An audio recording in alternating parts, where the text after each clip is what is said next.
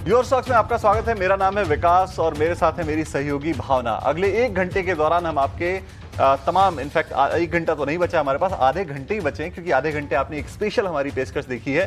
तो आधे घंटे के दौरान हम आपके तमाम सवालों पर जवाब लेंगे हमारे एक्सपर्ट से। आपके जो भी सवाल हैं आप वो हमारे पास भेजिए और हम उन सवालों को अपने एक्सपर्ट्स तक लेकर जाएंगे।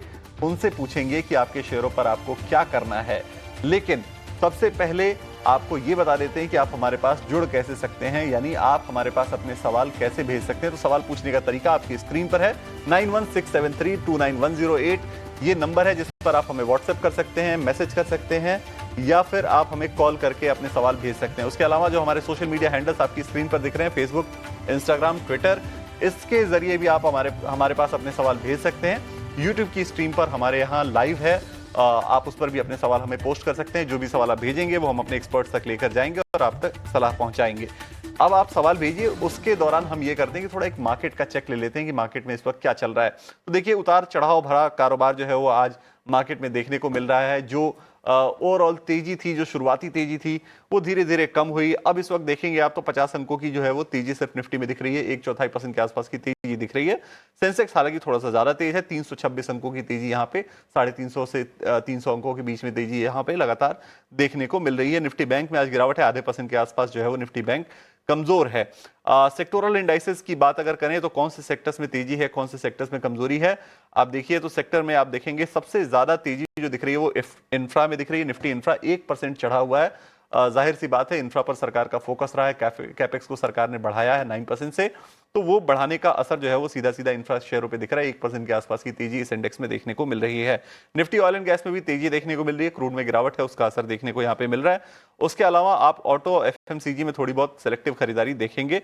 गिरावट कहाँ आ रही है? गिरावट आ रही है निफ्टी फार्मा में, निफ्टी डिफेंस में। निफ्टी डिफेंस 1% से ज्यादा टूटा हुआ है। जो उम्मीद थी वो काफी ज्यादा थी और उस उम्मीद से थोड़ी कम चीजें मिली हैं बजट में, उसकी वजह से ये डिफेंस के शेयरों में थोड़ी गिरावट देखने को मिल रही है। थोड़ा ये भी एक असर हो सकता है कि लगातार डिफेंस शेयरों में तेजी देखने को मिली थी बजट के पहले, उसके बाद एक मुनाफा वसूली का दौर डिफेंस शेयरों में आपको देखने को मिल रहा है।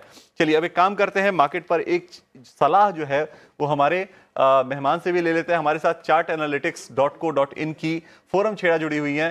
फोरम, क्या आप मार्केट को रीड कर पा रही हैं इस वक्त? इस वक्त का मार्केट आपको कैसा लग रहा है? उतार चढ़ाव भरा कारोबार है। ओवरऑल जो शुरुआती हल्की तेजी थी वो बाद में फिर नेगेटिव में हुई, अब फिर वापस से हम 50 अंकों की तेजी निफ्टी पे देख रहे हैं। कैसे रीड कर रही हैं आप मार्केट को? तो गुड आफ्टरनून और थैंक यू शो पर बुलाने के लिए। अगर हम देखें कि बजट के बाद एक हमने कल भी एक वोलेटिलिटी देखी थी, तो हमारे पास जो वीकली क्लोजिंग्स कल के हिसाब से तो उसके हिसाब से काफी वीकनेस है अगर हम निफ्टी की चार्ट की बात करें तो। ओवरऑल अगर सपोर्ट लेवल्स थे जो अराउंड 24,900 के आसपास थे वो भी ब्रेक हो चुके थे और आज हम वापस वहीं पे ऑलमोस्ट टच कर रहे हैं, जो फिलहाल एक शॉर्ट टर्म रेजिस्टेंस बन रही है। मेरे हिसाब से जिनको ट्रेडिंग करना हो वो उन्हें थोड़े दिन रुकना होगा, थोड़ा सा मार्केट सेटल हो जाए क्योंकि वोलेटिलिटी बहुत है। थोड़ा सा एक कंसोलिडेशन फेज में आए जहां पे हम एक प्राइस के डायरेक्शनल व्यू ले सकते हैं। फिलहाल के लिए अगर हम लेवल्स की बात करें, सपोर्ट लेवल्स अभी के लिए बने रहेंगे ऑलमोस्ट 24,500 सपोर्ट पे और रेजिस्टेंस बनी रहेगी 25,000 से लेके 25,100। जो पहले की जो सपोर्ट लेवल थी अब वो रेजिस्टेंस बन गई है। और बैंक निफ्टी में भी अगर बात करें तो ओवरऑल उसमें भी काफी वोलेटिलिटी थी कल और आज भी। पर फिलहाल इंडेक्स एक 100 डे मूविंग एवरेज पे कल भी सपोर्ट लिया है, आज भी सपोर्ट ले रहे हैं, तो हम एक थोड़ा सा स्टेबिलिटी एक्सपेक्ट कर सकते हैं बैंकिंग स्टॉक्स में। But at the same time एक बुलिश मोमेंटम हम नहीं एक्सपेक्ट कर रहे। पर यहाँ पे भी अगर सस्टेन हो जाए सपोर्ट ले तो हम यहाँ से थोड़ा एक्सपेक्ट कर सकते हैं बाउंस बैक के लिए। पर थोड़ा वो टाइम रहेगा, जैसे कि हमने वीकली क्लोजिंग काफी बेरिश थी कल, तो अभी ये हफ्ते के लिए यहाँ पे बैंक निफ्टी को सस्टेन करना बहुत जरूरी है। तब जाके हम थोड़ा सा अपसाइड एक्सपेक्ट कर सकते हैं 58,900 टू 59,000 के लेवल्स के लिए। बैंक निफ्टी में इकाई की देखें तो कमजोरी जो है वो फिलहाल देखने के लिए मिल रही है। ऊपरी स्तर से करीब 300 अंक जो है वो बैंक निफ्टी गिरता नजर आया है। फोरम जी, हमारे साथ अब हमारे कुछ लाइव कॉलर्स जुड़ चुके हैं। सबसे पहली कॉलर है हमारी जयदी जी। जयदी जी, बताएं आपका सवाल क्या है? मैडम, ये इसका आरबीएल बैंक मेरे पास है, रेट गिरा तो मैं अभी एग्जिट कर दूं कि अभी होल्ड करूं मैं? ओके, कितने पे खरीदारी थी आपकी? 216 की खरीदी है। और कितने स्टॉक्स है सर आपके पास? मेरे पास 2000 है। ओके, सो यस बैंक के स्टॉक्स हैं इनके पास, 2000 स्टॉक्स है, करीब 216 की इनकी खरीद है। क्या किया जाए इस पर? और कौन सा स्टॉक है? यस बैंक, यस माफ बैंक कीजिएगा, का। आरबीएल बैंक इनके पास है। ओके। हाँ। तो आरबीएल बैंक अगर देखेंगे तो स्टॉक प्राइस वैसे देखा जाए तो ओवरऑल आउट परफॉर्मेंस रही है। अभी अगर हम नियर टर्म के हिसाब से देखें तो स्टॉक प्राइस फिलहाल एक सपोर्ट लेवल देख सकते हैं 277 से 280 के लेवल्स तक का। तो मेरे हिसाब से उन्हें होल्ड करना चाहिए। अगर उन्हें वहां तक वो नहीं रुकना चाहते जो है 10 पॉइंट लोअर अभी के प्राइस से, तो वो एक 89 का स्टॉप लॉस लगा के चलिए। पर मेरे हिसाब से होल्ड करना उनके लिए बेटर रहेगा। और ऊपर में थोड़ा सा अगर जब स्टॉक प्राइस रिबाउंड देता भी है 304 305 के लेवल्स पे, तो उन्हें थोड़ी सी क्वांटिटी कम कर देनी चाहिए और बाकी के लिए लॉन्ग टर्म के लिए वो होल्ड कर सकते हैं। तो होल्ड की सलाह दी गई है, यहाँ पर 89 का स्टॉप लॉस यहाँ पे रखना है और होल्ड की सलाह दी गई है, कुछ वक्त तक होल्ड कर सकते हैं। साथ ही 89 का यहाँ पे स्टॉप लॉस रखना है। हमारे साथ यूट्यूब से एक और कॉलर यूट्यूब से आ गए हमारे ओके, पास। हाँ। उन्होंने सवाल भेजा हमारे पास। खुश का सवाल आया है हमारे पास। हिंद कॉपर पे उन्होंने सवाल पूछा है। 566 के भाव पर इन्होंने खरीदा है और 100 शेयर इनके पास हैं। तो हिंद कॉपर, हिंदुस्तान कॉपर की बात ये कर रहे हैं। हिंदुस्तान कॉपर के शेयर हैं इनके पास 566 के भाव पर और 586 का भाव अभी चल रहा है। थोड़ा बहुत प्रॉफिट है इनके पास और आज शेयर 2% गिरा है, शायद इसी की वजह से ये सवाल इन्होंने भेजा होगा। फोरम, क्या सलाह आपकी बनती है हिंदुस्तान कॉपर पर? अगर देखा जाए तो स्टॉक प्राइस अभी 4 दिन में काफी गिर चुका है। जो हमने हाईज भी देखे थे अराउंड 755 के लेवल से, और जो हम कल की लोज की बात करें तो ऑलमोस्ट 25 से 26% की उसमें से गिरावट आई है। मेरे हिसाब से वो होल्ड कर सकते हैं, उनकी एंट्री लेवल्स भी अच्छी है। पर अगर स्टॉक प्राइस, उनका स्टॉप लॉस थोड़ा काफी नीचे रहेगा, वो है 528 का। और अगर वो नीचे आता भी है तो वो एवरेज कर सकते हैं 550 के लेवल्स पे, तो उनकी एक एवरेज अच्छी बन जाएगी। अराउंड 560 के आसपास उनकी एवरेज बननी चाहिए अगर प्राइस वहां पे आता है तो पर उनका स्टॉप लॉस रहेगा 530 के नीचे। और ऊपर में जैसे ही उन्हें 675 680 का लेवल्स मिलता है तो उन्हें एटलीस्ट 50 to 60% प्रॉफिट बुक करना चाहिए और बाकी का लॉन्ग टर्म के लिए होल्ड कर सकते हैं। बिल्कुल। तो अगला सवाल जो है हमारे पास यूट्यूब से ही अगला सवाल हमारे पास है। अभिषेक जी ने ये सवाल पूछा है होसाना कंज्यूमर पर। इनके पास 100 शेयर है और 530 रुपए की इनकी खरीदारी है। इसके अलावा इनका दूसरा भी एक सवाल है। पहला इस सवाल पे राय ले लेते हैं। बताइए फोरम जी, क्या करें? कौन से स्टॉक के लिए? होना हुनासा कंज्यूमर पे ये सवाल है इनका। हुनासा कंज्यूमर के शेयर है इनके पास, 100 शेयर है 530 के भाव पे। फोरम, क्या सलाह आपकी बनती है? मेरे हिसाब से इसमें थोड़ा सा अंडर परफॉर्मेंस हम एक्सपेक्ट कर सकते हैं स्टॉक प्राइस में, और बेटर रहेगा कि वो स्विच कर ले। क्योंकि ओवरऑल अगर हम देखें कि जब निफ्टी ने भी अच्छा परफॉर्म किया था तब भी ये स्टॉक नहीं चला है। तो मेरे हिसाब से अगर वो अभी भी एग्जिट नहीं करना चाहते तो मैं उनको स्टॉप लॉस दे सकती हूँ अराउंड 254 का, और एक शॉर्ट टर्म रेजिस्टेंस है 280 पे। तो अगर 280 के लिए उन्हें रुकना है तो वहां पे स्विच कर ले। पर बेटर है कि ये स्टॉक में से निकल के वो या बैंकिंग में जा सकते हैं या फिर वो डिफेंस स्पेस में जा सकते हैं। कैपिटल गुड्स जैसे कि एल&टी है, वो थोड़े बेटर स्टॉक्स हो गए इन्वेस्ट करने के लिए। अलावा उनका हुडको पर भी एक सवाल है। 200 शेयर है इनके पास, 270 की खरीद है, क्या किया जाए इस पर? वो स्टॉक प्राइस काफी नीचे आज गिर चुका है, ऑलमोस्ट आई थिंक 6.5% से नीचे है। मेरे हिसाब से हम और भी नीचे एक्सपेक्ट कर सकते हैं स्टॉक प्राइस का, जहां पे वो सपोर्ट ले सकते हैं 171 का। अभी इस लेवल्स पे एग्जिट करना मेरे हिसाब से बेटर नहीं रहेगा। एक बाउंस बैक के लिए रुकिए अराउंड 190 से 195 तक के लेवल्स पे, वहां पे एक एग्जिट कर दीजिए। बिल्कुल। तो 190 से 195 के लेवल जब आए तो आपको एग्जिट करने की सलाह है हुडको पर। ये फोरम की तरफ से सलाह है। चलिए, हमारे अगले कॉलर हमारे साथ जुड़ गए हैं। नवीद जुड़े हैं। नवीद, कहां से जुड़े हैं और आप क्या सवाल लेकर आए हैं आज? भोपाल से बोल रहा हूँ सर। जी, बताइए क्या सवाल है आपके पास? ये तेजस नेटवर्क पे पूछना था। ओके, कितने शेयर हैं आपके मेरे पास? जो है 100 शेयर है 1062 के रेट पे, ठीक है। और किसी रीजन से मैं नहीं निकल पाया, तो अब मैं क्या करना चाहिए? 1062 के रेट पे आपके पास 100 शेयर हैं। अब आप निकलने की सोच रहे हैं, इससे क्या करना चाहिए आपको? ठीक है, तेजस नेटवर्क पर आपके पास सलाह पहुंचाते हैं हम। तेजस नेटवर्क इस वक्त अगर देखें तो 319 के आसपास है। काफी वैल्यू गई। क्या स्प्लिट भी हुआ है क्या इसके अंदर कोई? आपने कितने पे खरीदा था नाविद?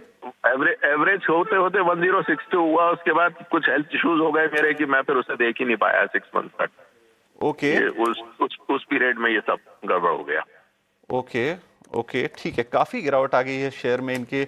मैं चेक कर रहा हूँ कि कोई स्प्लिट तो नहीं हुआ है इसके अंदर, तो यानी शेयर में गिरावट ही लगातार आई है। फोरम, क्या सलाह आपकी बनती है? काफी ऊंचे भाव पर इनके पास शेयर हैं, 1062 के भाव पर हैं इस वक्त। शेयर की कीमत जो है वो 320 के आसपास आ गई है। आज भी शेयर 3.5% के आसपास नीचे है। क्या सलाह आपकी होगी इनको?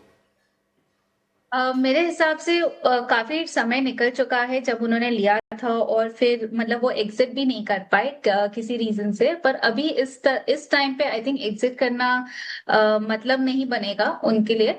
तो मैं उनको सलाह ये दूंगी कि फिलहाल के लिए वो होल्ड करें। मे बी उनको 6 महीने या फिर 9 महीने और भी होल्ड करना पड़े, जहाँ की स्टॉक प्राइस थोड़ा सा इम्प्रूव हो सकता है 500 से लेके 520 तक। तो वहां पे वो एग्जिट कर देंगे तो उनका लॉस कम हो जाएगा। पर एग्जिट करना जरूरी है स्टॉक में से। और बाकी कोई डिफेंस स्टॉक्स में आप जा सकते हैं जिनका ट्रेंड ऊपर है। तेजस नेटवर्क्स का अब तक पूरा अगर हम देखें तो स्टॉक पूरा ट्रेंड नीचे है। तो मेरे हिसाब से वो स्विच कर सकते हैं, जैसे कि डिफेंस में कहा, या कैपिटल गुड्स में जा सकते हैं, या फाइनेंशियल्स एनबीएफसीज देख सकते हैं, या बैंकिंग देख सकते हैं। पर अभी के लिए ये लेवल्स पे एग्जिट करना मेरे हिसाब से इक्वली मतलब लॉस ही है। पर थोड़ा सा बेटर लेवल्स के लिए वेट कर सकते हैं। बिल्कुल, तो थोड़े बेटर लेवल आए तो उसके बाद आपको एग्जिट करना है। अभी 320 पे, एक साल में ये शेयर 64% के आसपास गिरावट दिखा चुका है।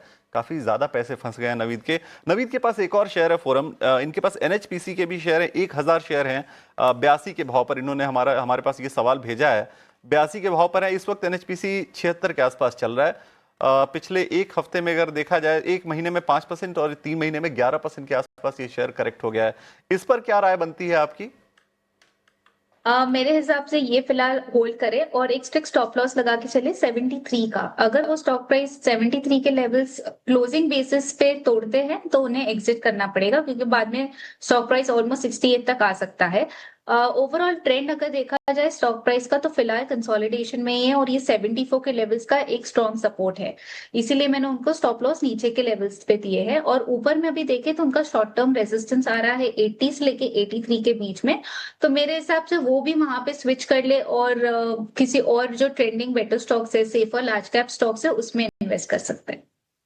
तो 82 के भाव पे इनकी खरीदारी है, और 80 से 83 यानी 83 के भाव के आसपास रेजिस्टेंस है, तो आप वहां स्विच कर सकते हैं। नीचे स्टॉप लॉस जरूर मेंटेन कीजिए 73 का। अगर आपको अपने लॉस बचाने हैं तो स्टॉप लॉस आपके लिए बहुत जरूरी है, क्योंकि अगर 73 टूटता है तो फोरम का ये कहना है कि 68 तक के भाव नीचे जा सकते हैं।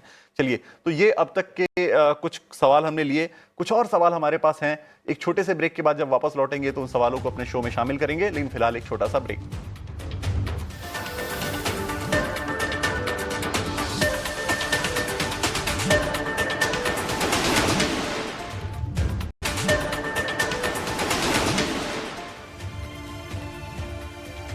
ब्रेक के बाद आपका स्वागत है योर स्टॉक्स में। और अब हम बात करेंगे कंपनी के मैनेजमेंट से, क्योंकि नतीजे कंपनी के आए हैं। हम बात करेंगे आरआर काबिल के मैनेजमेंट से। कंपनी ने तीसरी तिमाही के शानदार नतीजे पेश किए हैं।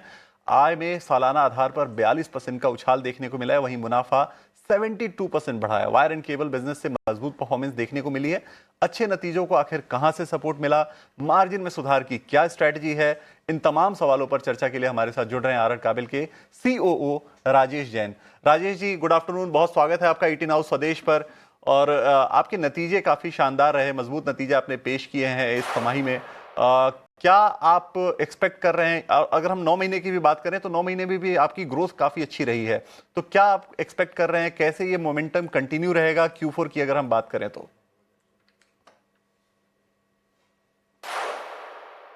जी, पिछला क्वार्टर और ये 9 मंथ्स एंडेड दिसंबर 25 जब हम देखते हैं तो हमारा ग्रोथ काफी अच्छा रहा है। और सिंस हमारा केबल में हमने प्रेजेंस बढ़ाई है, वायर में भी रिटेल लेवल पर काफी एक्टिविटी कई है, इसके कारण हम अपने ही एस्टिमेट्स को या अपने ग्रोथ को मेंटेन भी कर पाए और अचीव भी कर पाए। इस साल के शुरू में हमने 18% वॉल्यूम ग्रोथ का टारगेट किया था और ऑलमोस्ट उसी लेवल पे हम अचीव कर पाए हैं। और पर्टिकुलरली इस क्वार्टर में देखें तो हमारी वॉल्यूम ग्रोथ करीब 30% रही है। और आगे भी जिस तरह से हमने ओवरऑल बिजनेस प्लान किया कि अगले 3 सालों तक हम 18% वॉल्यूम ग्रोथ को टारगेट कर रहे हैं, उसको हम ट्रैक पे हैं। ओके, आपने बताया कि एफएमईजी बिजनेस जो है वो ब्रेक इवन हो जाएगा उसका Q4 में। एफएमईजी मतलब fast moving electronic goods, viewers के लिए अगर बता दूं, तो इसके लिए आप क्या जो गाइडेंस आपने दी है उसके लिए आप ट्रैक पर है क्या? परफॉर्मेंस जो उस हिसाब से चल रही है, जो ग्रोथ उस हिसाब से चल रही है, वो ट्रैक पर है? आप ब्रेक इवन को हासिल करेंगे Q4 में? जी, हमने एफएमएच बिजनेस में मार्च 26 के क्वार्टर में टारगेट किया कि EBIT लेवल पर हम उसको ग्रीन में ले आएंगे, और अगर इस क्वार्टर भी देखें तो करीब 5 करोड़ का लॉस है, और हमें लगता है कि इस क्वार्टर में हम जो मार्च 26 को खत्म होने वाले क्वार्टर में हम ग्रीन में आ जाएंगे, जो हमारे साल के शुरू में हमने गाइडेंस दी थी। वायर एंड केबल सेगमेंट आपके लिए काफी अहम है, आरआर काबल के लिए एज अ कंपनी। उसकी ग्रोथ का क्या आउटलुक रख रहे हैं आप वॉल्यूम के हिसाब से? अगर मैं देखूं तो गोइंग फॉरवर्ड जो है वो अगली तिमाही के लिए या फिर अगले फाइनेंशियल ईयर के लिए क्या आउटलुक है आपका?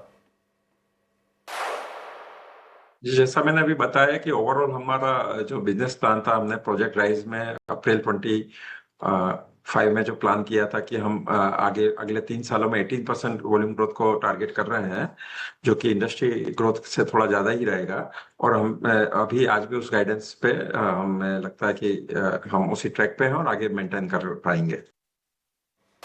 राजेश जी, एक आखिरी सवाल मैं आपके एक्सपोर्ट बिजनेस को लेकर समझना चाहता हूं कि एक्सपोर्ट बिजनेस ओवरऑल कैसा इस वक्त परफॉर्म कर रहा है। एक थोड़ा उसके बारे में हमें थोड़ा ब्रीफ कीजिए, और दूसरी चीज की कौन सी जियोग्राफीज हैं जहां पे आपकी ग्रोथ मोमेंटम सबसे ज्यादा है इस वक्त? जी, हम ओवरऑल इंडिया के सबसे लार्जेस्ट एक्सपोर्टर हैं, और आगे भी जिस तरह से हमारा काफी कंट्रीज में एक्सपोर्ट होता है, यूरोप और मिडिल ईस्ट एक बड़ा एरिया है जहां से हमें एक्सपोर्ट ग्रोथ मिलता है, और आगे भी इस तरह की ग्रोथ मेंटेन रहेगी सिंस हमारा एक्सपोर्ट काफी डाइवर्सिफाई है। अगर जियोग्राफी के हिसाब से देखें तो हमें लगता है कि एक्सपोर्ट ग्रोथ मेंटेन रहेगी आगे जाके भी। बिल्कुल। बहुत शुक्रिया राजेश जी आज जुड़ने के लिए 18 हाउस स्वदेश से, और आपने बताया बड़े अच्छे से कि कैसे ग्रोथ आगे जो है वो रहने वाली है, ग्रोथ का मोमेंटम कैसे आप मेंटेन करने वाले हैं। बहुत शुक्रिया 18 हाउस स्वदेश से बात करने के लिए। चलिए आगे बढ़ते हैं, फोरम से एक राय ले लेते हैं इस कंपनी के ऊपर। आरआर काबल के नतीजे आए थे और नतीजे अच्छे रहे थे। हालांकि पिछले एक महीने में शेयर में 8-9% की गिरावट आई है। आज भी शेयर बहुत ज्यादा मजबूत नहीं है, 2-2.5% की गिरावट देखने को मिली, लेकिन नतीजे अच्छे आए थे और मैनेजमेंट काफी ऑप्टिमिस्टिक साउंड कर रहा है ग्रोथ को लेकर। वो ये भी कह रहे हैं कि जो ब्रेक इवन है उनका वायर एंड केबल सेगमेंट का, वो भी Q4 में अचीव कर लेंगे, उसके लिए वो ऑन ट्रैक हैं। चार्ट पे देखते हैं क्या बनता है। फोरम, क्या राय आपकी बनती है चार्ट को देखते हुए? कंपनी के नतीजे तो अच्छे आए हैं।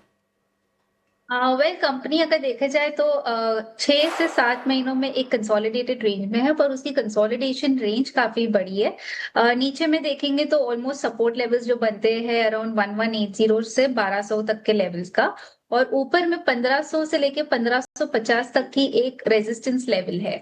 तो फिलहाल एक ये ब्रॉड कंसोलिडेशन में ही है, तो एज इन्वेस्टर्स वो होल्ड कर सकते हैं। ट्रेडिंग के लिए अगर उन्हें करना है तो उन्हें लोअर लेवल्स के लिए रुकना पड़ेगा। बिल्कुल, तो ये थी राय फोरम। इसके अलावा हम देखें तो कुछ और दर्शक जो हैं वो उनके कॉल्स हमारे पास आ रहे हैं। अगला जो सवाल है वो यूट्यूब से हमारे पास आया है सचिन जी का। 600 शेयर है इनके पास IRB इंफ्रा के, और 55 की खरीद है इनकी। क्या किया जाए, कैसे नजरिया रखा जाए इस पर? मेरे हिसाब से उन्हें स्विच करना जरूरी रहेगा, क्योंकि अभी स्टॉक प्राइस ऑलमोस्ट 39-40 के लेवल्स पे है, और ये एक वीकली, अगर वीकली क्लोजिंग बेसिस पे देखे तो कल ऑलमोस्ट वो ब्रेक कर चुका था। तो मेरे हिसाब से इन्हें स्विच करना बेटर होगा, क्योंकि एक 200 वीक मूविंग एवरेज के भी नीचे चला गया है, तो एक अंडर परफॉर्मेंस रहेगी। तो मैं उनको कहूंगी कि यहाँ से स्विच करके नुकसान एक बार एक्सेप्ट करके किसी और स्टॉक में डाल सकते हैं। बिल्कुल, तो यहां से स्विच कीजिए।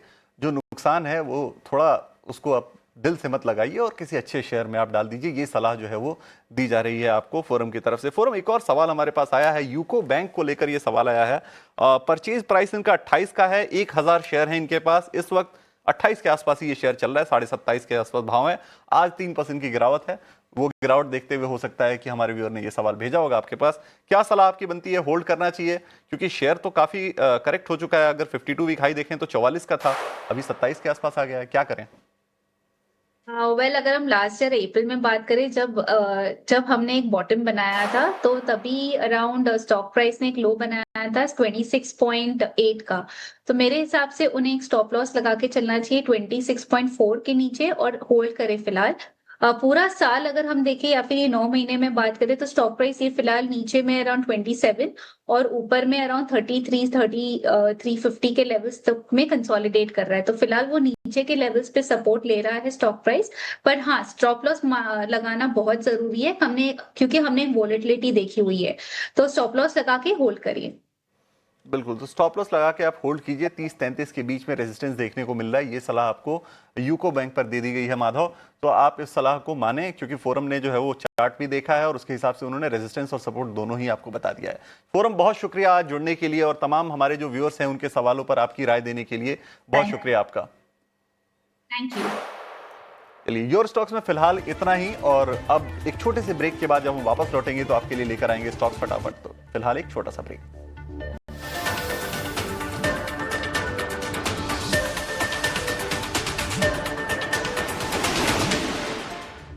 चुटकी भर नहीं